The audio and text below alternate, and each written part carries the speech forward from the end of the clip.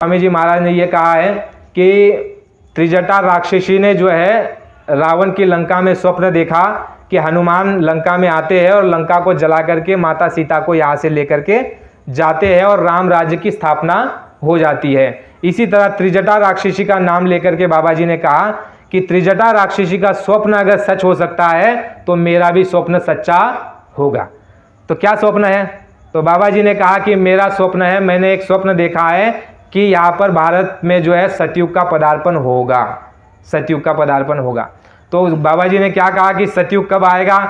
गुरु महाराज ने कहा कि सतयुग की तारीख मुझको पता है, मैं 10 माह पहले तुमको वो घोषणा करूंगा, 10 महीने पहले, और 10 करोड़ की जनसंख्या उस सतयुग यज्ञ चौथे कार्यक्रम में उपस्थित होगी और वहाँ आदमी के पीछे आदमी होंगे और ऐसे जगह पर वो कार्यक्रम होगा जहाँ बड़ी नदी नहीं होगी और जहाँ पर जो है कोई तीर्थ स्थान बड़ा जाना माना नहीं होगा और 10 करोड़ लोग इकट्ठा होंगे और उसकी घोषणा मैं 10 महीने पहले कर दूंगा।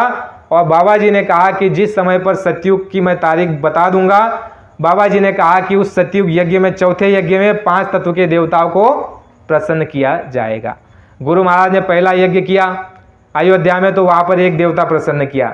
गुरु महाराज ने दूसरा यज्ञ किया आपका अहमदाबाद में, वहाँ पर गुरु महाराज ने कहा कि 33 करोड़ देवी देवताओं को मैंने प्रसन्न कर लिया, समाज की खुशहाली के लिए, देश की और दुनिया की मानवता की भलाई के लिए, रक्षा के लिए, और प्रकृति बारिश करे और ये फिर से धन धान्य से परिपूर्ण हो जाए, इसलिए मैंने देवताओं को खुश कर लिया।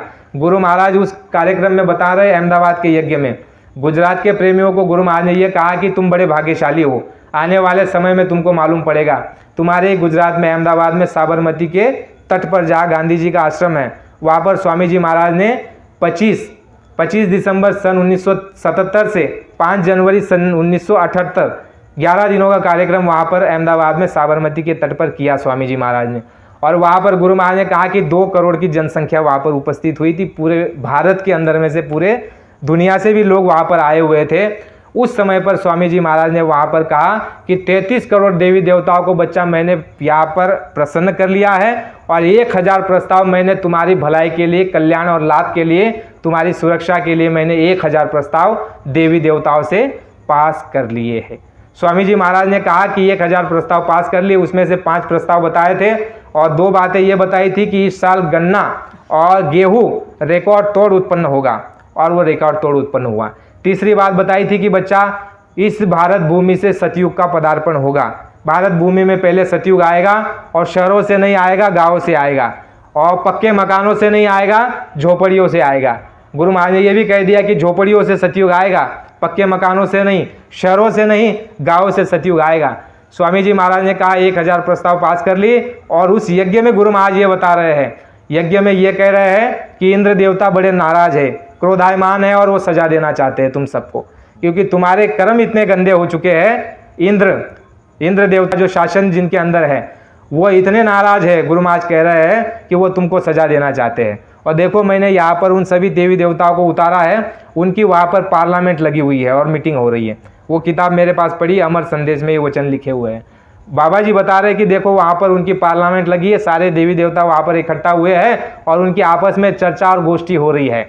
मैंने 1000 प्रस्ताव उनके सामने रख दिए और उनमें से जो है इंद्र देवता बड़े नाराज है, बड़े क्रोधायमान है, वो मानने को बिल्कुल तैयार नहीं। वो कह रहे हैं कि मैं इस मानव की अक्ल को ठिकाने लगाऊंगा, क्योंकि इन्होंने मेरे राज में बड़ा पाप किया, दुष्कर्म किए, पापाचार, अनिति, अन्याय, दुराचार, व्यभिचार, मांसाहार और शराब और ऐसे ऐसे कृत्य किया है जिसको माफ़ी योग्य नहीं है।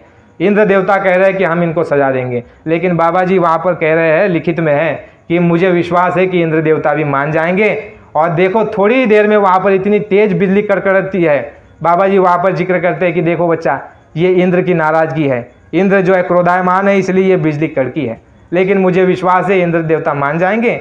और थोड़े समय बाद कहते हैं कि सभी देवताओं ने जो है 1000 प्रस्ताव को पास कर लिया है बच्चा, और आने वाले समय में भारत में जो है सतयुग आएगा और भारत विश्व गुरु बनेगा। ऐसी 5 बातें वहाँ पर खोली थी, 995 प्रस्ताव। गुरु महाराज ने कहा बच्चा मैं आने वाले समय में इसको खोलूंगा और ये सारी बातें तुम्हारे सामने रखूंगा कि 1000 प्रस्ताव कौन से थे। दूसरा यज्ञ आपका हो गया 25 दिसंबर सन 1977 से लेकर के 5 जनवरी सन 1978। उसके बाद आपका जो है तीसरा यज्ञ बाबा जी ने कर दिया 15 फरवरी से 25 फरवरी तक आपके काशी में जब स्वामी जी महाराज ने यज्ञ किया तो वहाँ उस समय मौजूद जो प्रेमी थे वो बताते हैं कि शिव जी की वहाँ समाधि है। तो उस जगह पर जो है शिव जी जो है समाधि से जग नहीं रहे थे। तो प्रेमियों ने सत्संगी बहनाओं को बाबा जी ने कहा कि तुम पानी वहाँ छिड़क दो, और जैसे पानी छिड़का उसके बाद समाधि से शिव जी जाग गए। और फिर वहाँ बाबा जी ने एक जगह जिक्र किया है कि शिव जी कहते हैं कि बाबा जी आप आ गए, मैं तो 80 में विनाश करने वाला था। देखो ये प्रेमी की बात साक्षी है, लिखित में, और अनुभव जो पुराने उस समय मौजूद थे उस समय सत्संगी वो ये बात बताते हैं।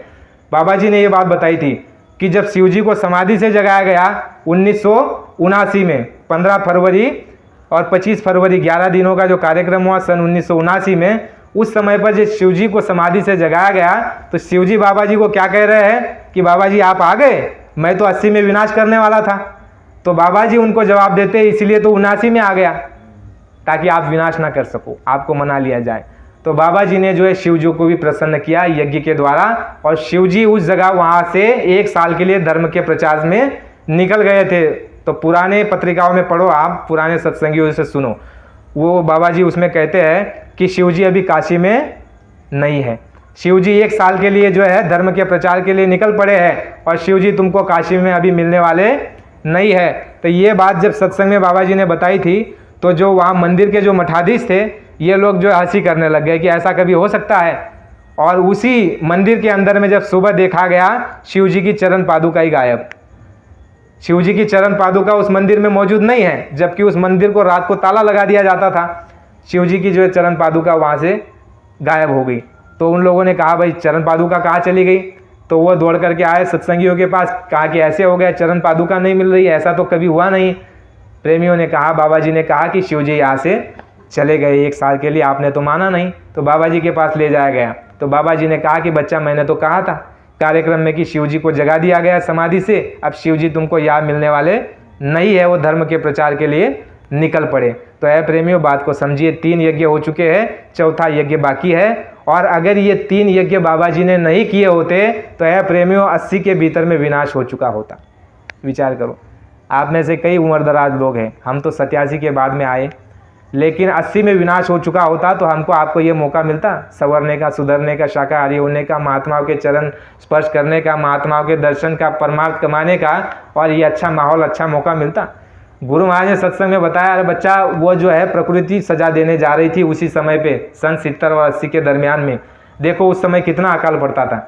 लेकिन जैसे बाबा जी ने यज्ञ किया 77, 78 और 79, उसके बाद अकाल नहीं पड़ने लगा, बहुत अच्छा समय आ गया था, बारिश समय पे होने लग गई, अनाज उत्पन्न होने लग गया, और ये जो सुख समृद्धि सुविधा देख रहे हो उसके बाद से ही शुरू हुई। गुरु महाराज ने ये भी कहा था उस समय कि 80 तक गरीबी कोई दूर नहीं कर सकता, लेकिन गुरु महाराज ने ऐसी योजनाएं चलाई, ऐसी मेहनत की। गुरु महाराज ने उसमें ये भी कहा, जोड़ के आपको साथ में बताऊं, बाबा जी ने ये भी कहा था कि बच्चा 5 तत्व के देवता भी नाराज है, और 5 तत्व के देवताओं को चौथे यज्ञ में प्रसन्न किया जाएगा, और मैंने उनको थोड़ा प्रसन्न कर लिया है, जो आपने कभी डीजल सेवा दी होगी। बाबा जी ने ये कहा कि बच्चा मैंने तुम्हारा धन लेकर के डीजल में लगा दिया, और डीजल फूंक करके मैंने जो है 5 तत्व के देवताओं को थोड़ा प्रसन्न कर लिया। थोड़ा प्रसन्न यानी हम तो जानते नहीं किससे प्रसन्न वो होते हैं। गुरु महाराज ने यह कहा कि घी में मिलावट होने लग गई, और मिलावट होने वाले घी से अगर यज्ञ कर दिया जाए तो वो खुश नहीं होते, बदस्पर नाराज हो जाते हैं। इसलिए गाड़ी से धुआं निकलवा करके उनको थोड़ा खुश कर दिया, और जब थोड़ा खुश हो गए प्रेमियों तो ये आप देख रहे हो वातावरण थोड़ा ठीक हुआ। देखो आपके पास गाड़ियाँ आने लग गई, उत्पन्न आने लग गया, अच्छा खासा पैसा आने लग गया, पक्के मकान बनने लग गए। तो ये प्रेमियों सारी मेहनत जो है ये बाबा जी की है, इसको कोई समझ नहीं पा रहा है, लेकिन आने वाले समय में सब कुछ समझ में आएगा। बाबा जी ने कहा बच्चा 5 तत्व के देवता जब नाराज हो जाते हैं उस समय पर जो है ये शरीर में रोग, देहिक देविक भौतिक तापा, राम राज क्या हो न व्यापा। देखो राम राज्य के समय में, भगवान राम के समय में गुरु महाराज ने सतयुग की जो व्याख्या की है वो राम राज्य का सपना है। गुरु महाराज ने कहा कि मैंने सतयुग का सपना देखा है, तो राम राज्य की स्थापना गुरु महाराज करने का स्वप्न देखे हुए हैं। तो राम राज्य क्या होता है? गुरु महाराज ने कहा राम राज्य में शरीर का रोग तुमको नहीं रहेगा। देखो जब सतयुग आ जाएगा, गुरु महाराज ने कहा कि तुमको जो शरीर का रोग है, किसी को बगंदर है, बवासीर है, टीबी है, कैंसर है, दमा है, अस्थमा है, थायराइड है, ये जितनी भी बीमारियां तुमको हमको लगी है प्रेमियों, ये किसकी वजह से लगी है? गुरु महाराज ने कहा कि तुमने 5 तत्व के देवताओं को नाराज कर दिया, क्योंकि 5 तत्व के देवताओं का ये शरीर है, और उन्हीं के शरीर में रह करके तुमने शरीर को भी गंदा कर दिया और ये प्रकृति को भी गंदा कर दिया। इसीलिए उसके सजा के तौर पर उसने तुमको बीमारी दे दी। यानी 5 तत्व जब नाराज हो जाते हैं तो बीमारी देहिक, ये देह की बीमारी। देविक, जो देवता तुम्हारे हमारे ऊपर कोपित है, जैसे इंद्र देवता कोपित थे, जैसे आपकी कुल देवता, ग्राम देवता, कोई कहते हैं ना, भगत कहते हैं, कोई ब्राह्मण कहता है तुम्हारी देवी रुष्ट है, तुम्हारी इष्ट नाराज है, कहते हैं ना। तो ये सारे देवी देवता भी उस समय नाराज होते हैं जब हमारे कर्म दूषित और खराब हो जाते हैं। देहिक शरीर की बीमारी, देविक देवताओं का कोप, भौतिक, भौतिक कहते हैं जगत, ये जगत में भी दुखी है, कोई सुख नहीं है। कोई एक दूसरे से प्रेम से बात करता है, ऐसी बात बोलता है जैसे कि मानो बिच्छू डंक मार रहा है। ये तो आप परमार्थ के रास्ते पर हो, आपको शिक्षा दीक्षा मार्ग उपदेश अच्छा है, इसलिए आप प्रेम से व्यवहार करते हो, क्योंकि गुरु महाराज ने कहा बच्चा खून के रिश्ते से बढ़ करके गुरु भाई और गुरु बहनों का रिश्ता है, खून से बढ़ करके रिश्ता है, इसलिए आप में प्रेम है। लेकिन समाज में भौतिकता में आप अगर कभी चले जाओ तो कोई सुख देता है किसी तरह का? हर व्यक्ति जो है अब सुख चाहता है, देना नहीं चाहता, बस लेना चाहता है। यानी तीनों तरह का आज तुमको हमको दुख है, देह का, देवता का और ये जो है भौतिकता का। लेकिन बाबा जी ने कहा कि जब सतयुग की स्थापना हो जाएगी, बच्चा भारत में होगी, पहले गांव से होगी, झोपड़ियों से होगी, शुरुआत भारत से होगी। जब सतयुग की स्थापना हो जाएगी, 5 तत्व के देवता प्रसन्न हो जाएंगे, तो बाबा जी ने कहा कि ये बच्चा, यही देवता जब प्रसन्न हो जाएंगे, तुम्हारा शरीर का रोग समाप्त हो जाएगा, और तुम्हारा जो बारिश का जो समय पर नहीं आ रही है, समय पर जाड़ा, समय पर गर्मी नहीं हो रही है, गुरु महाराज ने कहा 5 तत्व के देवता जब प्रसन्न हो जाएंगे, समय पर बारिश होगी, तुमको ट्यूबवेल लगाने की जरूरत नहीं पड़ेगी। ट्यूबवेल लगाते हो ना आप, खेत में पानी देते हो ना। बाबा जी ने कहा कि 5 तत्व के देवता बच्चा जब प्रसन्न हो जाएंगे तो समय पर बारिश, जब तुमको फसल को पानी चाहिए तब वो पानी अपने आप देंगे, ट्यूबवेल लगाने की जरूरत नहीं पड़ेगी। गुरु महाराज ने कहा जब लोग पहले धर्म कर्म न्याय नीति सदाचार पे थे और धर्म का आचरण और पालन करते थे, बाबा जी ने कहा कि उस समय अगर बारिश कभी ना हो तो उस समय पर बाबा जी ने कहा कि 5 लोग एक जगह खेत में इकट्ठा होकर के ऐसे प्रकृति से हाथ जोड़कर प्रार्थना करते थे मेघराज से कि है देवता बरस जा, तो जो है बारिश हो जाती थी। यानी ये प्रभाव बाबा जी ने कहा कि ये जो देवता है 5 तत्व के देवता तुम्हारी जो है सुरक्षा के लिए, तुम्हारी सेवा के लिए है। लेकिन मान लो तुम किसी को नाराज कर दोगे तो कैसे काम होगा? तो आपने उनको नाराज कर दिया। बाबा जी ने कहा जब उनको प्रसन्न कर दिया जाएगा, और प्रसन्न होने के बाद बाबा जी ने कहा कि चौथे यज्ञ में 5 तत्व के देवता मौजूद होंगे बच्चा, ब्रह्मा विष्णु महादेव मौजूद होंगे, 33 करोड़ देवी देवता वहाँ पर उस यज्ञ में मौजूद होंगे, जो 10 महीने पहले तुमको बताया जाएगा। बाबा जी ने कहा त्रिजटा राक्षसी का स्वप्न अगर सच्चा हो सकता है तो मेरा भी स्वप्न सच्चा होगा, क्योंकि मैं भारतवासी हूँ, कोई लंकावासी नहीं हूँ। लंकावासी राक्षसी का अगर स्वप्न सच्चा हो सकता है, बाबा जी ने कहा कि मेरा भी स्वप्न सच्चा होगा। तो उसके लिए फिर आप बीच में सवाल खड़े कर दोगे कि भाई फिर बाबा जी कहाँ चले गए? देखो 3-4 बातें समझने का प्रयास करो। बाबा जी ने देखो सन 1959 में कह दिया था, बाबा जी ने कहा था कि बच्चा आने वाले समय में मैं ऐसी जगह चला जाऊंगा जहां तुम चाह करके भी मेरे पास नहीं आ सकते। अन्य एक वचन समझो, गुरु महाराज ने एक जगह कहा है, मुझे ऐसे लगता है कि कई जो है कंदरा में जा करके बैठ जाओ थोड़े समय के लिए, लेकिन देखता हो कि तुम दुखी हो जाते हो तो फिर जा नहीं पाता हूँ। दूसरी बात। तीसरी बात, गुरु महाराज ने यह कहा कि यह कोई मायका लाल हिंदुस्तान में बाबा जी को खरीद नहीं सकता, तुम्हारे आदेश से आश्रम छोड़ करके चला जा सकता हूँ, लेकिन कोई मायका लाल हिंदुस्तान में मुझे खरीद नहीं सकता, तुम्हारे आदेश से, बात कही है, तुम्हारे आदेश से छोड़ करके जा सकता हूँ। यानी ऐसी परिस्थिति निर्माण हुई होगी कि बाबा जी को किसी ने कहा होगा कि आप चले जाइए। सुनने को मिलता है, कहा है किसी ने कहा है कि हम कहीं नहीं जा सकते, हम आपके साथ इतने साल लगे रहे, अब कहा जाए आप ही कहीं जगह ढूंढ लो। हुआ ना? हो सकता है ये भी हुआ हो। चौथी बात सुनिए, बाबा जी ने ये कहा कि ऐ प्रेमियों, तुमने सभी को सताया, मोहम्मद को, ईसा मसीह को, कबीर, नानक, पलटू, रैदास को, सबको पीड़ा दी और तकलीफ दी और परेशान किया, और तुम ये चाहते हो कि तुमको निजात मिल जाएगी। वो ऐसा रास्ता खड़ा कर देंगे कि तुम फंस जाओगे, भटक जाओगे। तो यानी कि बाबा जी को भी हमने तकलीफ दी, परेशान किया। एक बात ये भी बता दी कि तुमने सभी महात्माओं को बहुत तकलीफ और परेशान किया, लेकिन दाढ़ी वाले बाबा का तुम बाल बाका नहीं कर सकते। लेकिन परेशान करोगे तो महात्मा ऐसा रास्ता खड़ा कर देंगे कि तुम उसमें उलझ जाओगे। तो ये भी हो सकता है कि हमने गुरु महाराज को परेशान किया, साथ रहने वालों ने परेशान किया कि नहीं किया? गुरु महाराज ने ये कहा कि बच्चा, साथ रहने वाले जो है किलनी की तरह महात्माओं का खून चूसते हैं। दूर रहने वाले अच्छे, पास रहने वालों से जो दूर से आकर के जैसे गाय का बछड़ा दूध पी करके चला जाता है, पास रहने वाला जो है महात्मा का खून चूसता है। फिर ये कहा कि पास रहने वालों का उतारी मत समझना। और किसी सत्संगी ने यह कहा था कि बाबा जी, आपके पास रहने वाले लोग, आप बाहर से तो बाबा जी कहते हैं और अंदर से आपका विरोध करते हैं। बाबा जी ने उनको कहा था कि बच्चा, जब से तुम जन्म लिए और जब तक मिट्टी में न मिल जाते तब तक की सब बात मैं जानता हूँ, लेकिन ये सोचता हूँ कि पड़े रहेंगे तो कुछ ना कुछ लाभ ही होगा, नुकसान तो होगा नहीं। तो यानी पास रहने वालों ने भी कई बातें सुनने को मिलती है प्रेमियों। बांध करके रांची ले जाया गया, डॉक्टर को कहा गया सत्संगियों को कि एक लिख दो कागज़ पर कि बाबा जी पागल हो गए। उन्होंने कहा, अरे जिसने लोगों के सर पर हाथ रख करके पागलों को अच्छा कर दिया, उसको मैं पागल बताऊंगा? और बाबा जी को बांध करके ले जाया गया वहाँ पर कि इनको पागल बता दो, क्योंकि बाबा जी ने खेल करना शुरू कर दिया था उस समय पर। जब हम सूरत में भी थे, सारी बातें मालूम पड़ती थी। बाबा जी देखो, प्रेमी जाते थे यहाँ से, बताते थे सूरत से कि दूर से जब सत्संगी आते थे तो उनको नाम लेकर के पुकारते, बच्चा यहाँ आओ यहाँ, और पास रहने वाले लोगों को कहते थे तुम कौन हो। तो इस तरह का खेल गुरु महाराज करने लग गए। तो इससे ऐसा जाल और ऐसा भ्रम फैल गया कि भाई बाबा जी, तो ऐसा गुरु महाराज ने कहा कि बच्चा, मैं ऐसा गियर फंसाऊंगा कि कोई भी मिस्त्री उसको ठीक नहीं कर सकता, चाहे गियर टूटी क्यों ना जाए।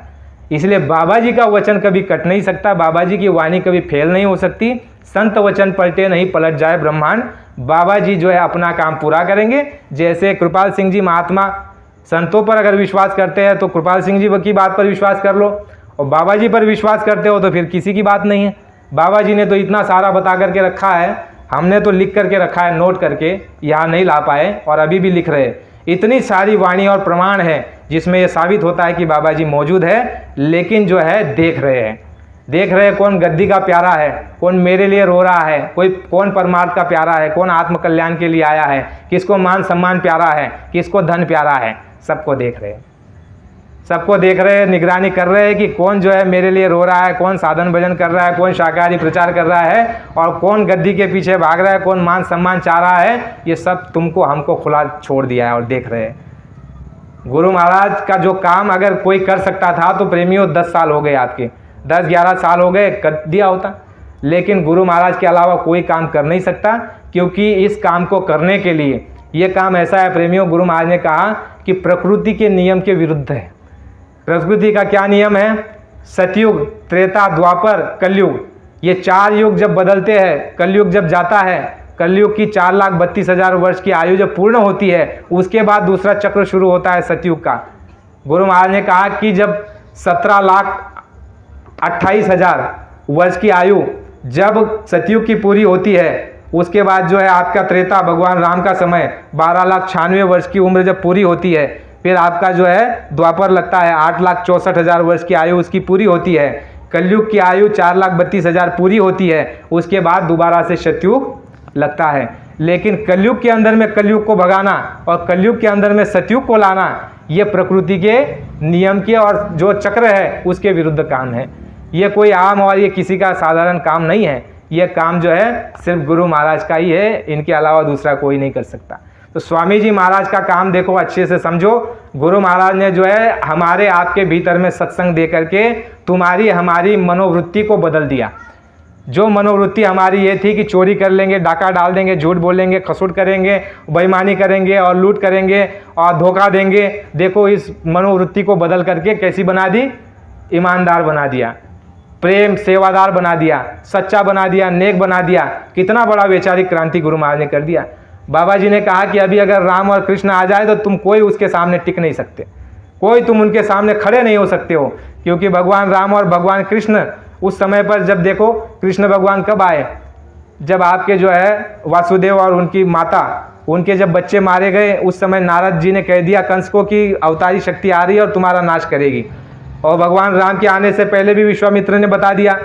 तो थोड़ा थोड़ा पाप कर्म होता था, उसके बाद शक्तियाँ यहाँ पर नीचे आकर के क्या करती थी? पहले समझा देती थी। जो मान जाते थे वो बच जाते थे, जो नहीं मानते थे उनका सफाया कर देती थी। इसी तरह से आज अगर राम राम और कृष्ण कृष्ण हम चिल्लाते हैं, लेकिन अपने अंदर अगर हम झांक ले, क्या हम उस योग्य है कि उनके सामने खड़े हो पाए? गुरु महाराज ने देखो प्रेमियों कहा था 1970-80 के दशक में कहा था, 73 के लगभग। गुरु महाराज ने कहा बच्चा कलयुग की चरम सीमा पार हो गई है, पाप की चरम सीमा पार हो गई है। कौन सी? गुरु महाराज ने कहा गर्भपात और नसबंदी। विचार करो, गर्भपात और नसबंदी को तो तुम और हम सामान्य बात समझ रहे हैं, विचार करो। बाबा जी ने कहा कि कलयुग की जो पाप की चरम सीमा थी वो नसबंदी और गर्भपात थी। जैसे भगवान राम के समय त्रेता और द्वापर में पाप की चरम सीमा अलग थी, और इस समय जो पाप की चरम सीमा थी कलयुग की, वह थी गर्भपात और नसबंदी। और देखो गुरु महाराज ने 1973 और 75 में ही वो कह दिया था कि बच्चा पाप की चरम सीमा लांघ दी गई, क्योंकि सरकार द्वारा उस समय पर देखो कितनी नसबंदियाँ हुई। अखबारों में ये आता है कि 10 लाख के करीब आदमियों की, पुरुषों की नसबंदी हुई, 10 लाख के करीब, ये अखबार का आंकड़ा है। और उसके बाद बहनें भी नसबंदी, और उसके बाद जो है गर्भपात तो ढलल्ले से हो रहा है, आज भी हो रहा है। सरकार ने बंद कर दिया कि भाई गर्भपात नहीं कर सकते, लेकिन फिर भी 15-20 हज़ार 50 हज़ार पकड़वा करके गर्भपात हो रहा है। कितनी हमारी बहनें हो सकती है जिन्होंने कर दिया हो। तो विचार करो, ऐसे ऐसे पाप कर्म करके हम बैठे हुए हैं। कंस तो वो कहाया जिसने जन्म होने के बाद उसके भांजों को या भांजी को मारा, बहन के लड़कों को, तो वो कंस कहाया। उसके लिए भगवान कृष्ण ने शस्त्र उठा लिया।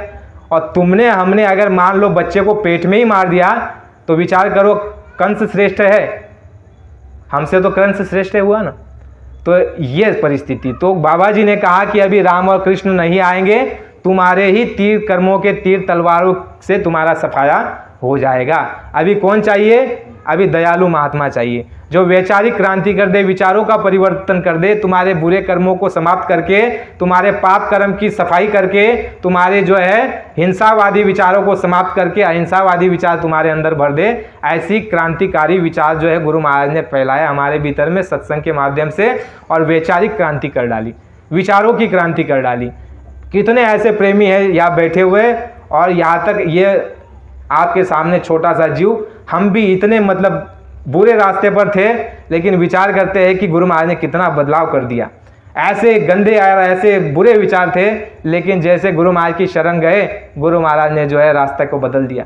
तो ये प्रेमियों, अगर महात्मा करते हैं तो ये बहुत बड़ा काम है, और यह काम केवल संत सद्गुरु और महात्मा ही कर सकते हैं, और उनके द्वारा ही जीवों की रक्षा और भलाई और संसार का कल्याण सदैव से हुआ है। बाबा जी ने कहा कि अवतारी शक्ति जो आती है वो धर्म की स्थापना करने के लिए आती है, भक्त की रक्षा करने के लिए आती है, और सज्जनों की हिफाजत करने के लिए आती है, जीवात्मा का कल्याण करने के लिए नहीं आती।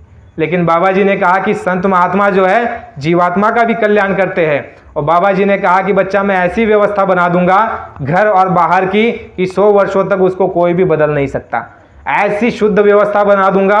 गुरु महाराज ने कहा कि ऐसी व्यवस्था बन जाएगी कि हर घर में पूछा जाएगा कि अनाज है क्या, जिसको अनाज नहीं है उसको अनाज दिया जाएगा। किसी घर में ताला नहीं लगेगा, कोई चोरी नहीं करेगा, कोई बेईमानी नहीं करेगा, कोई झूठ नहीं बोलेगा, कोई दगा नहीं देगा, और कोई किसी का हक को छीनेगा नहीं। क्योंकि बाबा जी ने कहा कि सतयुग के समय में 1 बीघे में 100 मन अनाज आएगा। 1 बीघे में 100 मन अनाज आएगा। तो विचार करो, बाबा जी ने कहा बच्चा ज़्यादा खेत मत जोतना, केवल 4 बीघा जोतना।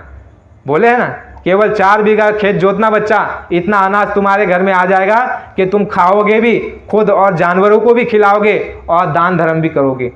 यानी हर तरह से एक सुख संपत्ति, दैविक देहिक भौतिक तापा राम राज क्याऊ न व्यापा।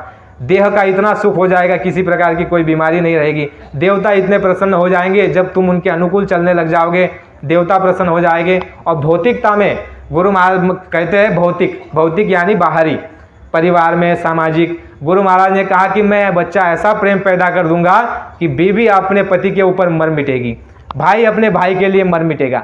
बच्चा मैं ऐसा प्रेम पैदा कर दूंगा। तो वो सारी बातें, वो सारा काम गुरु महाराज करने का संकल्प लिया हुआ है और संकल्पित है, और सारी बातों को हमको स्पष्ट रूप से समझते चलना है। गुरु महाराज ने जो 60 वर्षों में सिखाया समझाया, वैचारिक क्रांति और आध्यात्मिक क्रांति। बाबा जी ने कहा कि जब तुम्हारे अंदर वैचारिक क्रांति आ जाएगी, मानव धर्म को समझ जाओगे। जब मानव धर्म को समझ जाओगे तो सभी जीवात्माओं पर, सभी मनुष्यों पर रहम करोगे, दया करोगे और सबको प्रेम करोगे। और आध्यात्मिक क्रांति के द्वारा गुरु महाराज ने कहा कि आध्यात्मिक क्रांति जब जग जाएगी, तब तुम जो है ईश्वर प्राप्ति के मार्ग में लग जाओगे। तो वैचारिक क्रांति और आध्यात्मिक क्रांति, दोनों क्रांति को गुरु महाराज ने जगाया। और बाबा जी ने कहा कि अभी इस दोनों क्रांति का विस्फोट होने वाला है। और जब इसका विस्फोट होगा, गुरु महाराज ने कहा बच्चा वो समय देखने लायक होगा। तो ये सारी गुरु महाराज की मेहनत को आप समझो।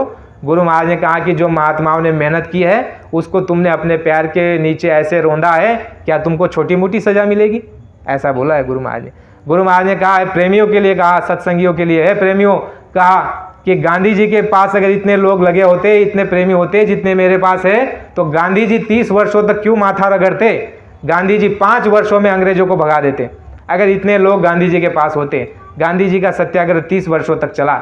उनके पास कम लोग थे, कम विश्वास करते थे, लेकिन बाबा जी ने कहा कि मेरे साथ इतने लोग हैं लगे हुए, लेकिन तुमको जगाता हूँ तो जगते नहीं हो, चलाता हूँ तो चलते नहीं हो, और अगर मुझे मालूम होता कि तुम ऐसे निकलोगे तो मैं देवताओं से काम करा लेता। यानी प्रेमियों, हम भी फेल होने की दिशा में बैठे हुए हैं, हम कोई पास होने की दिशा में नहीं है। 2012 में गुरु महाराज ने क्या कहा था सत्संग में कि पुरानों ने क्या कर लिया, जो नयों को नामदान दूंगा तो ये कुछ कर लेंगे। ऐसा मुझको एक नहीं मिला, ऐसा 5 नहीं मिले, एक मिल गया होता तो काम हो गया होता, कहा ना। तो करोड़ों की संख्या, हम कहते हैं कि 42 करोड़ लोग हमारे पूरे भारत के अंदर में सत्संगी है, नामदानी है, जय गुरुदेव के लोग। लेकिन बाबा जी कह रहे हैं कि मुझको एक ऐसा नहीं मिला जिसके द्वारा मैं काम कर देता। लेकिन फिर भी बाबा जी ने कहा कि काम होगा, तुम नहीं करोगे, तुम चले जाओगे तो मैं भूतों से, पेड़ पौधों से, पंछियों से काम करा लूँगा, लेकिन मेरा काम अब रुकने वाला नहीं है। तो हम सोचते थे कि भाई पंछियों से काम करा लेंगे, जानवरों से काम करा लेंगे। तो एक तारधारी भाई है, उनका नाम चांदधारी भाई है, वो कहीं गए थे कार्यक्रम में, वहाँ पर उन्होंने देखा। तो वहाँ पर ये हुआ प्रेमियों, जंगल में कार्यक्रम हुआ। स्वामी जी महाराज गए कार्यक्रम के लिए, तो जंगल में जो है शाम हो गई, साधन भजन पर बैठना था, तो सारे जंगल में जो है आवाज़ें आ रही, कीड़ों की, जानवरों की आवाज़ें आ रही है, जिसमें साधन भजन नहीं बैठा जा सकता था। तो प्रेमियों ने कहा स्वामी जी साधन भजन कैसे होगा, इतनी तेज़ आवाज़ें आ रही है। तो स्वामी जी महाराज ने कहा ठीक है बच्चा। तो गुरु महाराज ने जो है थोड़ी देर के बाद ऐसे आवाज़ बंद हो गई, जैसे आप टीवी बंद करते हो वैसे आवाज़ें बंद हो गई, बिल्कुल बंद हो गई, और बराबर ध्यान भजन के लिए बैठे 1-1.5 घंटे तक, और फिर रात को वहाँ पर आराम किए, विश्राम किए। फिर उसके बाद सुबह भी जब भोर में ध्यान भजन पर बिठाया, तब भी एकदम मौन, बिल्कुल आवाज़ नहीं। सब लोग आश्चर्यचकित हो गए, कहने लग गए कि हम तो आश्चर्यचकित हो गए, इतनी तेज़ आवाज़ और अचानक बंद हो गई। तो कहा कि कुछ तो मामला हुआ होगा। फिर कार्यक्रम जब निपटने को आ गया, तो स्वामी जी महाराज ने प्रेमियों को बुलाया और कहा कि बच्चा तुम जानते हो ये जो कुर्सी पड़ी, ऐसी कुर्सी थी, तुम जानते हो ये कुर्सी जो पड़ी है, यहाँ पर रात को जो ये सभी जंगल का जो मुख्य जो है, जो जिसकी बात सरदार या पंच या सरपंच, तो ये यहाँ पर आया हुआ था। चांदधारी भाई कहते हैं अरे, कहा कि हम तो ये सोचते थे कि भाई हमारा ही पंच होता है, हमारा ही प्रधान होता है, इनका प्रधान कैसे हो गया। तो कहा कि बाबा जी ने ये कहा कि वो आया था और उनको हमने कहा कि हमारे बच्चे साधन भजन नहीं कर पाएंगे, आप एक काम करो, इनको आदेश दे करके थोड़े समय के लिए, सुबह तक के लिए, 5-6 बजे तक के लिए इनको मौन कर दो। तो कहा बाबा जी ने कि जैसे मैंने कहा कि उनको कहा कि आप इनको मौन कर दो, और यहाँ से उठे, कुछ ही सेकंडों में वो आवाज़ बंद हो गई। बाबा जी ने ये बताया कुछ ही सेकंडों में आवाज़ बंद हो गई, और वो जो है जैसे कार्यक्रम पूरा हो गया फिर से आवाज़ें शुरू हो गई। तो वो प्रेमी वहाँ सत्संगी कहने लग गए, तब हमको बात समझ में आई, अरे जो महात्माओं की बात पंछी मानते, कीड़े मानते हैं, और उनकी बात हम नहीं मानते। कीड़े मकोड़े पंछी बाबा जी की बात मानते हैं और हम मानते नहीं हैं। तो तभी तो बोला बाबा जी ने कि तुम अगर नहीं करोगे तो मैं पेड़ पौधों से, पंछियों से, पशु पंछियों से काम करा लूँगा, भूतों से काम करा लूँगा, सब काम करने के लिए तैयार है। गुरु महाराज ने कहा कि मेरे पास ऐसे ऐसे भूत है, 8 भूत मैंने दिल्ली में सिद्ध करके रखे हुए हैं, 2 आने वाले वक्त में छोड़ूंगा, फिर 2 बाद में छोड़ूंगा, और देखना फिर वो क्या काम करते हैं। और ऐसे ऐसे भूत मेरे पास पड़े हैं, जब मैं उनसे काम लूँगा बच्चा, उस समय पर वो जो काम करेंगे, रात में तुम्हारे कान में ऐसी बात बोलेंगे कि ऐसा दौड़ोगे, 50 आदमी तुमको पकड़ेंगे, तुम रुकने वाले नहीं हो। तो बाबा जी ने कहा कि जब बड़े बड़े यज्ञ होंगे तो वहाँ भी काम लिया जाएगा, सेवा की जब कमी पड़ेगी। देखो हम गोरखपुर में गए थे, गोरखपुर में कार्यक्रम के लिए 2 साल पहले, तो वहाँ पुराने सत्संगी जो आश्रम में रहते थे, उन्होंने बताया कि एक समय क्या हुआ, आश्रम पर सेवा के लिए बहुत कम लोग आए। ये सीज़न था किसानों का, खेती में काम करने का, उस समय कार्यक्रम था, तो बहुत कम लोग आए। तो हम जाकर के स्वामी जी को कहे कि गुरु महाराज सेवादार तो बहुत कम आए और काम तो बहुत सारा है। तो स्वामी जी महाराज ने हमको कहा कि तुम एक काम करना, बांस, टोकर कहते हैं ना, गुजराती में क्या कहते हैं उसको, टोकर, कहा कि एक टोकर बांस ले लेना, और रात को 12 बजे के बाद जो है शमशान घाट में जाकर के गाड़ देना, और वहाँ बोल के आ जाना कि इतने इतने लोगों की सेवा की, सेवादारों की आवश्यकता है इतने इतने सेवादारों की। वो प्रेमी ने कहा, उन्होंने वहाँ ये बात बताई थी कार्यक्रम में जब हमारी सेवा पूरी हो गई। तो उन्होंने कहा हम रात को गए 12 बजे के बाद, बांस को जो है वहाँ पर शमशान में गाड़ दिया और कह दिया कि इतने सेवादारों की ज़रूरत है, और हम लोग चले गए। अब हमको क्या मालूम क्या मांजरा है, क्या होने वाला है, बस सीधे भोले भाव में बोल करके निकल आए। जैसे वहाँ आश्रम में पहुँचे तो हमसे पहले आकर के वहाँ पर इतनी सारी भीड़ आ गई और कुछ नहीं बोल रहे एक दूसरे के साथ, मौन होकर के, और ऐसे काम कर रहे हैं एक आदमी जैसे साधारण आदमी करता है तो 3 गुना एक आदमी काम कर रहा है। इतनी तेज़ी से काम हो रहा है और जल्दी जल्दी काम करके भंवर में ही सारे गायब हो गए, यानी उजाला पड़ने से पहले ही जो है सारे वहाँ से हट गए। और फिर जो है हमने सोचा कि भाई कहाँ चले गए सारे लोग, काम तो हो गया। बोला कि फिर भी हमारे दिमाग में नहीं आया कि भाई वो लोग हो सकते हैं भूत प्रेत। लेकिन बाद में दूसरे या तीसरे दिन बाबा जी ने कहा कि बच्चा वहाँ पर जो बांस गाड़ करके आए हो उसको दोबारा से उखाड़ करके ले आओ, नहीं तो वो रोज़ आते रहेंगे वो रोज़ आते रहेंगे, वो बांस को उखाड़ करके ले आओ वापस, वरना वो आना बंद नहीं करेंगे। यानी प्रेमियों, महात्माओं को भूत प्रेत कीड़े मकोड़े गाय भैंस कुत्ता बैल बकरी ये सारे संसार के मनुष्य को छोड़ करके सब जानते और मानते हैं। मनुष्य ही नहीं मानता है और ना जान भी पाता है। गुरु महाराज ने क्या कमी छोड़ी बताने के लिए, गुरु महाराज ने क्या क्या नहीं बताया। सत्संग में देखो अपना भेद बताते थे। सत्संग में ये कहते थे स्वामी जी महाराज, मेरा भेद कोई न पावे, मैं ही कहूँ तो कहन में आवे। मैं हूँ अगम अनाम अमाया, रहूँ मौज में अधर समाया, मेरा भेद कोई न जाने, मैं ही कहूँ तो कहन में आए। अरे बच्चा, हमने तो जो है कबीर बनकर नानक बनकर के तुमको बहुत समझाया, पलटू बनकर गोस्वामी बनकर के तब भी नहीं माने और आज भी समझा रहा हूँ। अरे बच्चा, मैंने कबीर नानक पलटू रैदास मीरा दादू दरिया को बहुत समझाया, नहीं माने, फिर आना पड़ा हमको। कहा कि मैंने तो बहुत सौ को भेजा लेकिन तुम माने नहीं तो मुझको आना पड़ा। अब देखो एक साधक प्रेमी है, सुभाष चंद्र टगोत्रा नाम ऐसा कुछ है उनका। तो उनके पिताजी के जो है साधना में बाबा जी आते हैं और वो कह रहे हैं कि सारी रचना का रचयिता मैं हूँ। यानी गुरु महाराज जो है ऐसे प्रेमियों को अनुभव दे रहे हैं कि सारी रचना का मालिक मैं हूँ, इसको रचने वाला मैं हूँ। तो उसके लिए तो बाबा जी ने पर्दा नहीं रखा। तरफ कहते हैं मैं हूँ अगम अनाम अमाया, मेरा भेद कोई न जाने, मैं ही कहूँ तो कहन में आवे। संतों को कोई जान नहीं सकता, कोई पहचान नहीं सकता, और संत इतनी ऊंची पावर और गति होती है। फिर कह देते थे मैं तो धोबी हूँ, मैं तुम्हारा सेवक हूँ, और तुम मुझे अपना बच्चा समझ लो, भाई समझ लो, बंधु समझ लो, सखा समझ लो, मैं तुम्हारी मदद और सेवा करूँगा। यानी कि हर तरह की बात बोलते थे। लेकिन हम क्या है, कुछ बातें को पकड़ लेते थे, कुछ को छोड़ देते थे। तो स्वामी जी महाराज के पूरे कार्यकाल को समझने का प्रयास करें, गुरु महाराज के काम को समझने का प्रयास करें, गुरु महाराज के संकल्प को समझने का प्रयास करें। गुरु महाराज ने जो जो हमको आदेश दिया, जो जो उपदेश दिया, जो जो हमसे अपेक्षाएं की, उसको समझने का प्रयास कीजिए। गुरु महाराज ने एक दफ़ा प्रेमियों को कहा था कि तुम्हारे 4 बच्चे हैं तो एक बच्चा मुझको दे दो, ऐसा बोले थे। और देखो शायद भिखू भाई ने अपने लड़के विमल भाई को गुरु महाराज को दिया था। तो गुरु महाराज ने देखो मांगा था कि मुझे इस कार्य के लिए तुम्हारा एक एक बच्चा चाहिए। तो कितने प्रेमियों ने दिया उसको भी आप जानो। जब अयोध्या में यज्ञ हुआ, देखो प्रेमियों कार्य को करने के लिए बाबा जी ने कहा था कि बच्चा, भगवान राम चाहते तो एक जगह बैठ करके रावण को बाण मार सकते थे, लेकिन नहीं। इतिहास कैसे बनता, उद्धार कैसे होता, जीवों को लाभ कैसे मिलता और श्रेय कैसे मिलता। तो बाबा जी ने कहा कि एक समय पे अयोध्या में जब यज्ञ किया सरयू नदी पर, तो वहाँ पर बाबा जी ने जो है साधुओं को आह्वान किया था सबसे पहले, क्योंकि जब धर्म संकट में आ जाता है उस समय पर साधुओं की जिम्मेदारी होती है कि वो धर्म को जगाए। तो देखो बाबा जी का काम कितना सटीक है। उस जगह जब यज्ञ कर रहे हैं बाबा जी, तो कार्यक्रम में क्या बता रहे हैं कि उठो साधुओं, जगत को जगा दो। ये बैठने का, गिरी कंदरा में बैठने का समय नहीं है। जनता, समाज, लोग, जीव दुखी है, तकलीफ में है, परेशान में, अधर्म के रास्ते पर जा रहे हैं। तुम्हारा धर्म और दायित्व और कर्तव्य है कि तुम उनके भीतर जाकर के धर्म को जगाओ। एक एक साधु अगर एक एक गांव को पकड़ लेगा तो धर्म जागरूक हो जाएगा। करोड़ों साधु है देश के अंदर में, अगर एक एक साधु अगर एक एक गांव को पकड़ लेगा तो धर्म जागरूक होगा। उठो साधुओं, जगत को जगा दो। साधु निकले कि नहीं निकले उसको आप समझो, उस पर भी हम टिप्पणी नहीं करते। फिर स्वामी जी महाराज ने क्या कहा, टीवी और अखबारों वालों को कहा था, कुछ 2 महीने के लगभग गुरु महाराज ने कहा था कि 2 महीना अगर टीवी और अखबार वाला मेरा साथ दे देंगे तो मैं देश की जो है काया पलट कर दूंगा। थोड़े दिनों की बात कही थी कि इतना दिन अगर मेरा साथ दे देंगे तो मैं पूरे देश की काया पलट कर दूंगा।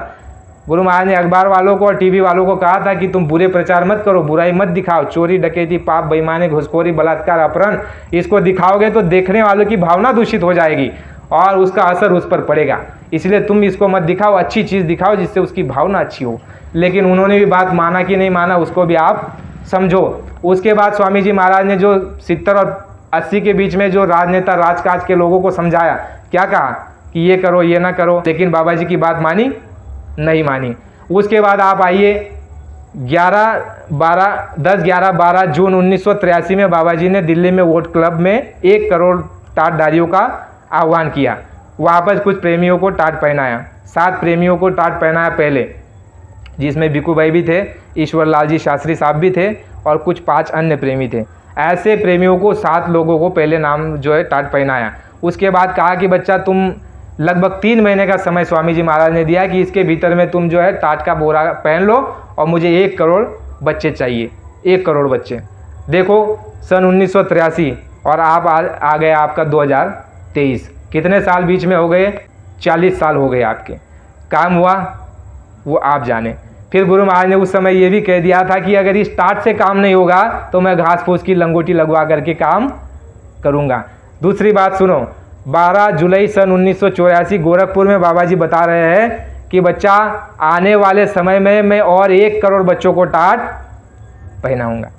तो कितनी सारी शाखाएं हैं, कितनी सारी बातें हैं, उससे आप और हम क्या समझ पाएंगे।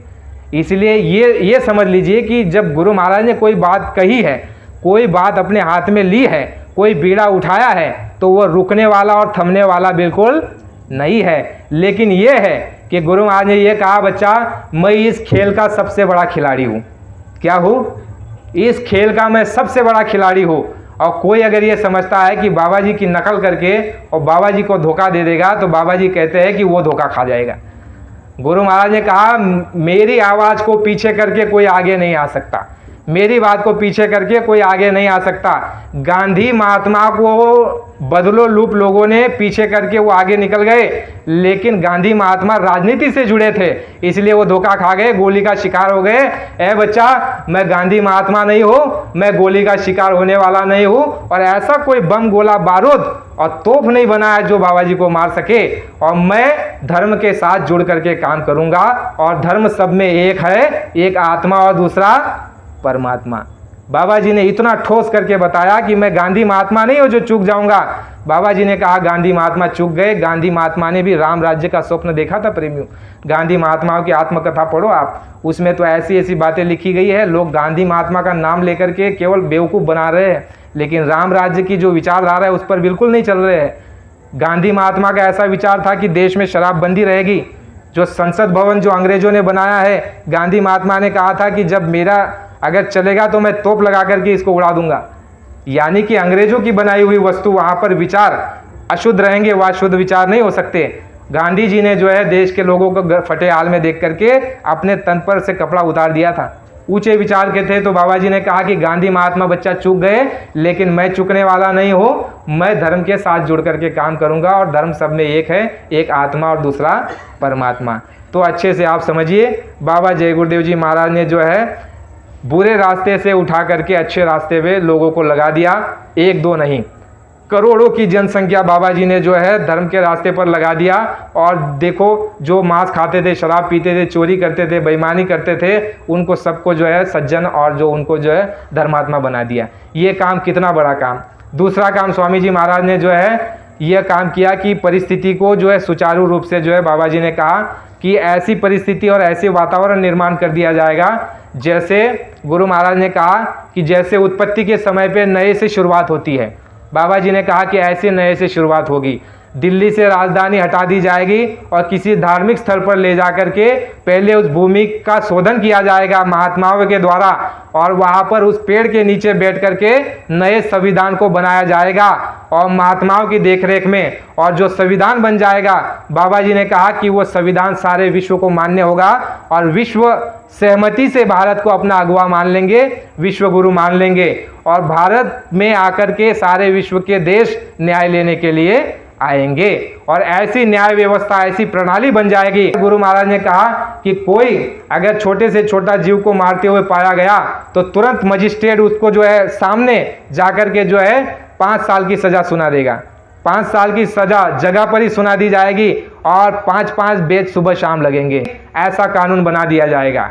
गुरु महाराज ने कहा कि ऐसा नियम और ऐसा विधान बना दिया जाएगा जिसको पूरा विश्व मान्य कर लेगा और विश्व भारत को जो है अपना विश्व गुरु उस समय पर मान लेगा और सारे विश्व के देश भारत के पास आकर के न्याय लेने के लिए आएंगे। और बाबा जी ने कहा कि भारत में एक व्यक्ति का शासन होगा, जिसके लिए स्वामी जी महाराज ने कहा कि महाबली एक शासक होगा, धर्म का मुकुट सिर पर धारेगा, धरा से दे पाप हटाए। गुरु महाराज ने कहा कि जय गुरुदेव की वाणी। बाबा जी ने वो स्वप्न देखा है, वो व्यवस्था के लिए बाबा जी काम कर रहे हैं कि एक भारत का जो है शासक होगा और जो धर्म का मुकुट धारण करके जो है पाप को जो है नष्ट कर देगा और उसके संचालन में महात्माओं के देखरेख में जो है सारी व्यवस्था बनेगी। और बाबा जी ने कहा कि ऐसी व्यवस्था बन जाएगी जैसे आज आप किसी को चुनाव लड़ा करके आप उसको जो है भेज देते हो दिल्ली मुंबई, तो 5 साल तक आप उसको हटा नहीं सकते हो। ऐसा नियम बना दिया जाएगा कि आपने जिसको चुन करके भेजा है वो अगर गलती करते पाया जाएगा तो 24 घंटे के अंदर उसको जो है जनता नीचे उतार सकती है। 25 घंटा नहीं लगेगा, 24 घंटे के अंदर उसको नीचे उतार दिया जाएगा। ऐसा गुरु महाराज ने कहा कि ऐसी व्यवस्था बना दी जाएगी और जिसमें जो है फिर जो है महात्माओं के द्वारा दिया हुआ जो नामदान है, जो सत्संग है, उसको जो है फिर जो है ज़्यादा ऊंचे तरीके से और उम्दा तरीके से उसको जीव प्राप्त कर सकते हैं। जिसके लिए गुरु महाराज ने सत्संग में कहा कि बच्चा सत्संग तो अभी हमने सुनाया नहीं, सत्संग तो उस समय सुनाऊंगा जिस मंडल की मैं व्याख्या करूंगा, उस मंडल में तुम आओगे और जाओगे। कहा है ना, यानी कि उसके लिए गुरु महाराज ने कहा कि भूमि की शोधन, जमीन को शोधन किया जा रहा है, वातावरण को सुचारू रूप से बनाया जा रहा है। क्योंकि देखो व्यवस्था का असर होता है, व्यवस्था, नियम, कानून और ये जो संगत है और जो माहौल है, इसका असर तुम पर, हम पर, हमारे मन पर होता है। इतनी ऊंची चीज प्राप्त होने के बाद भी अगर हम रूखे फीके हैं तो इसका मतलब यही है कि वातावरण दूषित है और उस दूषित वातावरण में हम बह जाते हैं। इसलिए इतनी ऊंची चीज को लेकर के भी हम जो है उसका लाभ जो है पूरी तरह से उठा नहीं पाते प्रेमियों। इसलिए है प्रेमियों, गुरु महाराज का काम समझे। ध्यान भजन सुमिरन हमारे लिए जो मुख्य आदेश है, ध्यान भजन सुमिरन, गुरु महाराज ने हमेशा ध्यान भजन सुमिरन के लिए जोर दिया। 17 जुलाई सन 1952 से लेकर के आपने जो आखिरी सत्संग सुना होली का 2012 में, तब भी गुरु महाराज ने साधन भजन की ही बात की। साधन भजन के लिए गुरु महाराज ने जो है इस काम को जो है प्रमुखता दी हर समय पर और ये कहा कि साधन धाम मोक्ष कर द्वारा पाई ना जाए परलोक सवारा।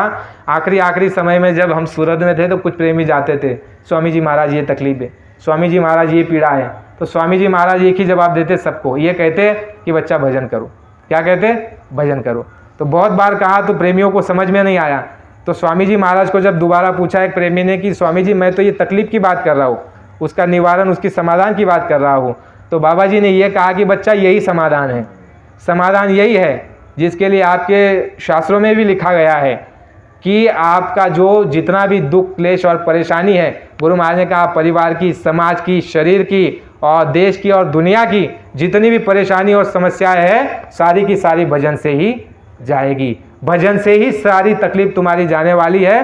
किसी के सामने झोली फैलाने से तकलीफ अभी जाने वाली नहीं है और कोई हमको वो वस्तु दे ही नहीं सकता जो गुरु महाराज के पास है।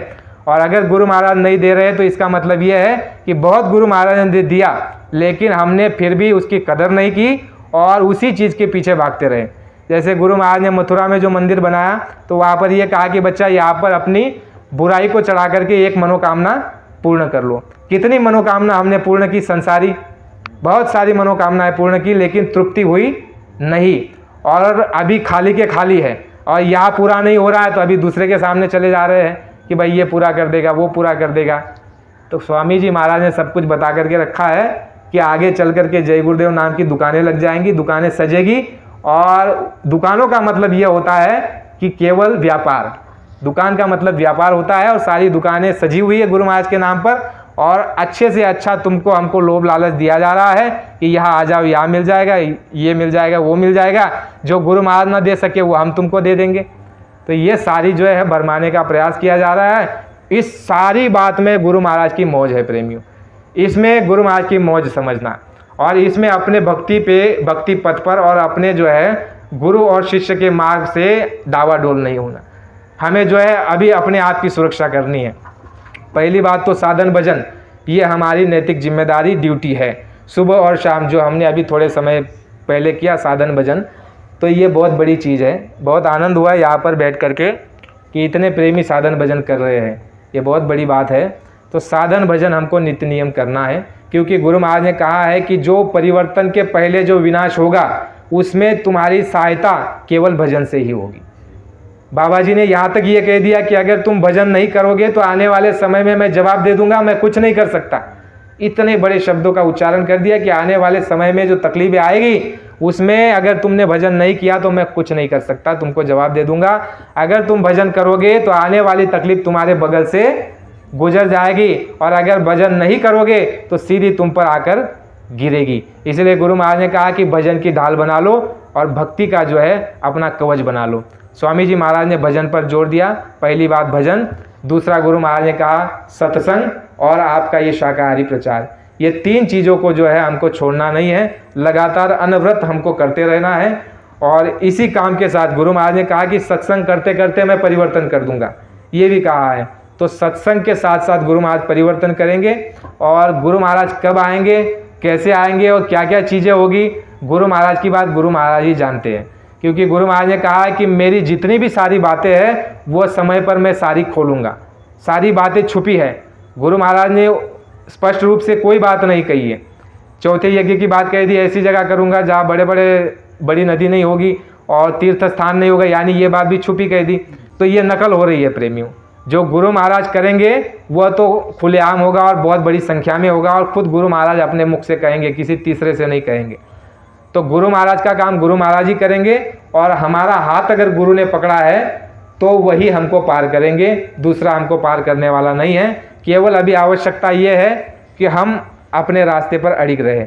शाकाहारी प्रचार, ध्यान भजन सुमिरन, सत्संग और सेवा, इस काम में हमको लगे रहना है, और विश्वास के साथ, श्रद्धा के साथ और इंतजारी के साथ। गुरु महाराज ने कहा परिवर्तन होता है इंतजारी के साथ। अगर इंतजारी का फल देखो बहुत मीठा होता है, ऐसा बोला है गुरु महाराज ने। और प्रेमियों को यह भी कहा था कि बच्चों तुम सतयुग के लिए जल्दबाजी मत करना, दुष्ट ही दुष्ट का सर्वनाश करेंगे, तुम सतयुग के लिए जल्दबाजी मत करना। यानी हमको आपको ये भी नहीं कहना कि सतयुग नहीं आ रहा है, बहुत समय हो गया। पुराने समय में गुरु महाराज ने यह कहा था कि बच्चा अगर तुम्हारी कम उम्र है तो तुम सतयुग को देख लोगे, ऐसा कहा था। यानी करीब 70-80 के दशक की बात है। यानी वो लोग उस समय के आज भी जीवित होंगे तो वो देखेंगे थोड़े दिनों में। इसका मतलब समय अभी बहुत नज़दीक है। गुरु महाराज ने कह दिया है कि जब रास्ते से गाड़ी जा रही है और कुत्ता उठ नहीं रहा है तो समझ लो विनाश होने वाला है। गुरु महाराज ने ये कहा, पत्नी अगर पति से बात बात पर नाराज हो जाए तो समझ लेना कि विनाश होने वाला है। युद्ध की परिस्थितियाँ भी बन रही है, तो चारों तरफ से कोहराम मचेगा। तो उस समय पर स्वामी जी महाराज ने कहा कि विश्व की आबादी, देखो आंकड़ा बता दिया गुरु महाराज ने। बच्चा, गुरु महाराज ने कहा कि इतनी जनसंख्या, अगर तुमने मेरी बात को नहीं माना तो वह समय तुमको देखने को मिलेगा कि लाशों पे लाशों का होगा नज़ारा, सुने तो जाओ संदेश हमारा। घर में लाशें सड़ी पड़ी रहेगी, उठाने वाले ना यार मिलेंगे, कहे जय गुरुदेव जमाना बदलेगा। घर में लाशें पड़ी सड़ेगी, उठाने वाले ना यार मिलेंगे। विचार करो वो समय कैसा होगा। 20-20 कोस पर, 25-25 कोस पर चिराग जलता दिखाई देगा। विश्व की आबादी 83% समाप्त हो जाएगी। ऐसे भी हो सकता है अगर तुमने मेरी बात को नहीं माना। 83% आबादी समाप्त हो जाएगी। विचार करो 100 में से 83 समाप्त, और केवल कितने रह जाएंगे? 17 रह जाएंगे। 17% रह जाएगी और 83% समाप्त हो जाएगा। 20-20 कोस पर एक चिराग जलता हुआ दिखाई देगा। विचार करो कितना बड़ा विनाश होने वाला है। तो उस विनाश से बचाने के लिए गुरु महाराज सतयुग का समय जो है बढ़ा रहे हैं, और देवताओं को अभी भी रोके हुए हैं। गुरु महाराज ने कहा कि प्रकृति नाराज है और सजा देना चाहती है, लेकिन कोई शक्ति है जिसने उसको रोक करके रखा है। और बीच बीच में जब थोड़ी ढील दे देते हैं तो कोई बीमारी आ जाती है, कोई युद्ध हो जाता है, कोई आफत आ जाती है, जब ढील दे देते हैं। और जिस दिन हरी झंडी गुरु महाराज दे देंगे, वो शक्ति दे देगी, उस समय गुरु महाराज ने कहा कि वो शस्त्र लेकर के तैयार हैं, केवल हरी झंडी देने की देर है। गुरु महाराज ने कहा कि तुम जो है बारूद के ढेर पर बैठे हुए हो, एक पल की देरी लगती है चिंगारी लगाने में और स्वाह। ऐसा समय गुरु महाराज ने कहा कि अगर तुमने मेरी बात को नहीं माना तो तुमको वो समय देखने को मिलेगा। इसलिए प्रेमियों, अभी जो है अपने आप को बचाने की ज़रूरत है और गुरु के आदेश के पालन की ज़रूरत है। हमको किसी के पीछे भागना नहीं है। आदेश का पालन क्या है? गांव में नारा लगा दो, आवाज़ लगा दो कि बाबा जी का कहना है शाकाहारी रहना है, आने वाला समय खराब, जल्दी छोड़ो मांस शराब। यानी बाबा जी की बात को आगे रखना, अपनी बात को आगे मत रखना। ये सेवा, आदेश को बजाते रहना और अपने नैतिक जिम्मेदारी, अपने आत्मा के लिए भी साधन भजन और गुरु के आदेश का पालन। गुरु महाराज ने कहा कि शाकाहारी जो हो जाएंगे, आने वाले समय में उनकी रक्षा, हिफाजत हो जाएगी। यानी उनके लिए भी जगह तैयार कर रहे हैं। जो साधन भजन करेंगे वो भी बचेंगे और आने वाले समय में शाकाहारियों के लिए भी कुछ न कुछ गुरु महाराज ने राहत बना करके रखी है। विनाश समझो, गुरु महाराज ने कहा है कि इतना भारी विनाश होगा कि धर्म पर चलने वालों को आँच बर्दाश्त करनी पड़ेगी। आँच, धर्म पर चलने वाले जलेंगे तो नहीं, लेकिन आँच इनको भी बर्दाश्त करनी पड़ेगी। इतना विनाश गुरु महाराज ने कहा होने वाला है। चारों तरफ से जब मार पड़ेगी, गुरु महाराज ने कहा भूकंप, तो बाबा जी ने कहा कि बच्चा तुमने भूकंप अभी नहीं देखा है। बाबा जी ने कहा कि बच्चा आने वाले समय में ऐसा भूकंप आएगा, ये बिल्डिंगें 200-200 फीट ऐसे आसमान में उछलेगी, हाथी 200-200 मील फुट जो है आसमान में उछलेगा, ये इमारतें इतनी तेज़ी से उछलेगी गुरु महाराज ने कहा, और इतनी सारी जनसंख्या भूकंप में समाप्त हो जाएगी। फिर गुरु महाराज ने कहा विश्व युद्ध भी होगा, भूखमरी भी होगी।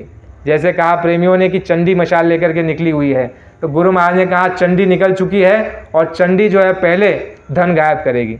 धन गायब करेगी, गुरु महाराज ने कहा वह धन की कमी कर देगी, विश्व के अंदर में मंदी छा जाएगी, धन गायब होगी। गुरु महाराज ने कहा युद्ध कर देगी, अन्न गायब कर देगी। अन्न जब गायब हो जाएगा तो युद्ध हो जाएगा। गुरु महाराज ने कहा कि जो एक रोटी नाली में पड़ी हुई रोटी उठा करके खाने के लिए तुम मजबूर हो जाओगे, ऐसा समय आएगा, क्योंकि भूख बर्दाश्त नहीं होती। अभी तुमको हमको अनाज मिल रहा है, इसीलिए उसकी कद्र नहीं समझ में आ रही है, लेकिन देखो उस जिस समय पर जिन लोगों ने अकाल का समय देखा होगा, वो बूढ़े बुजुर्ग होंगे अभी जिंदा, उनको कभी पूछना। बाबा जी ने कहा कि ऐसी भूखमरी बच्चा आएगी कि लोग पैसा, चंदा, रुपया छोड़ करके अनाज के लिए तुम्हारी जान ले लेंगे, तुम्हारी जान ले लेंगे अनाज के लिए, और तुम बोरा भर के पैसा लेकर के जाओगे तो मुट्ठी भर अनाज मिलेगा। इतना भयंकर भूखमरी का समय तुमको देखने को मिलेगा। तुमने लड़ाइयाँ क्या देखी? जातियों की, धर्म की, पंथ की, धर्म में लड़ाइयाँ, और राजनीति की, समाज की, और राजा और प्रजा की। गुरु महाराज ने कहा कि तुमने लड़ाई भी नहीं देखी, भूखमरी भी नहीं देखी और अकाल भी नहीं देखा। वो सब सामने आ रहा है आगे। गुरु महाराज ने कहा ऐसे समय के लिए अपना बचाव कर लो। और बचाव क्या है? बचाव यही है कि धर्म के रास्ते पर आ जाए, साधन भजन और शाकाहारी रहना, साधन भजन और महात्माओं की छत्र छाया और उनकी रक्षा के नीचे आ जाना है। ये बचाव का हमारा साधन है। गुरु महाराज ने कहा भौतिक साधनों से तुम्हारी रक्षा बिल्कुल नहीं हो सकती, केवल धर्म पर आने से, साधन भजन से तुम्हारी रक्षा होगी, और जो परिवर्तनकारी शक्ति है उसके आदेश में चलने से तुम्हारी रक्षा और हिफाजत होगी। जय गुरुदेव। तो प्रेमियों, समय हो चुका है। इसी के साथ गुरु महाराज के 2 वचनों को विराम देते हुए भूल चूक के आप सभी से क्षमा चाहते हैं।